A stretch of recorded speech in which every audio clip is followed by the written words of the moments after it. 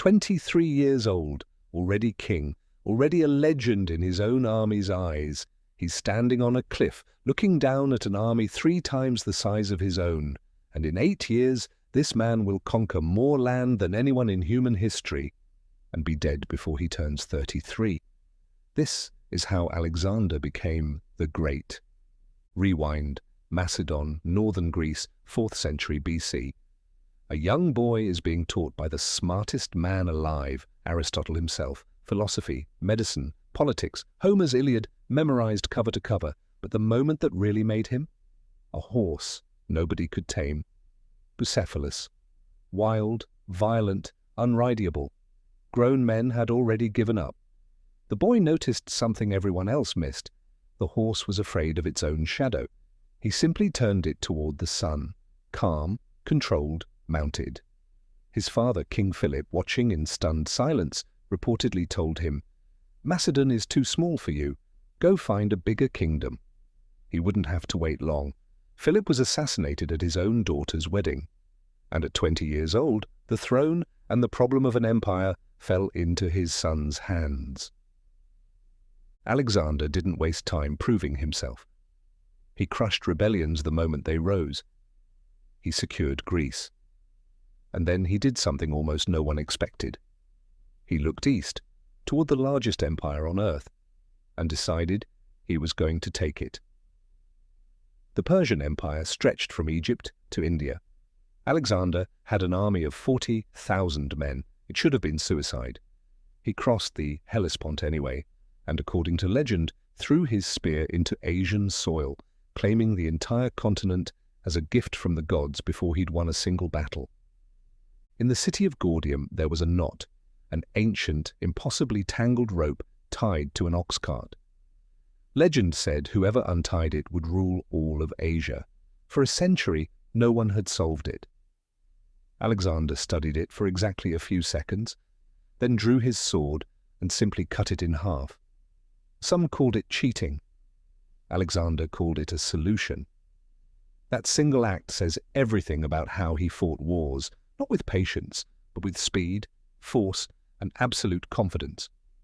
The Persians were about to learn that the hard way. At Issus, Alexander faced the Persian king himself, Darius III, commanding an army that outnumbered his own by staggering margins. But Alexander didn't play defense. He aimed his cavalry directly at Darius's position, cutting straight through the chaos of the battlefield toward the one man whose death would end the war instantly. Darius panicked. He fled his own war chariot and abandoned his army mid-battle. Alexander won and captured Darius's mother, wife, and children in the process. He didn't execute them. He treated them with a strange, calculated respect, a move that would make his reputation spread almost as fast as his army did. Not every victory came from a cavalry charge. At Tyre, a city built on an island, Alexander faced a problem no army had solved before. You can't march on water, so he built a land bridge, an entire causeway stretching half a mile into the sea under constant attack just to reach the walls. 7 months later, Tyre fell. The lesson was clear. If the map didn't have a way in, Alexander would build one. Egypt didn't even fight him. They were so tired of Persian rule that they welcomed Alexander as a liberator. Some even crowned him a living god, son of Amun himself. He walked deep into the desert to consult the oracle of Siwa, and whatever he heard in that temple, he never fully repeated to anyone.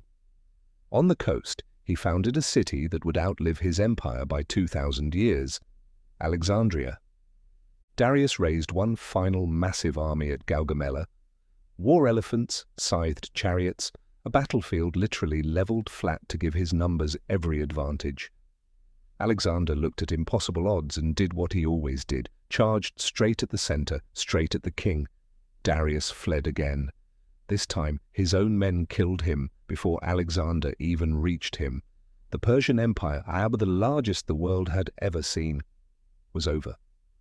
Alexander walked into Persepolis, its golden capital, and later burned it to the ground. Most conquerors would have stopped there.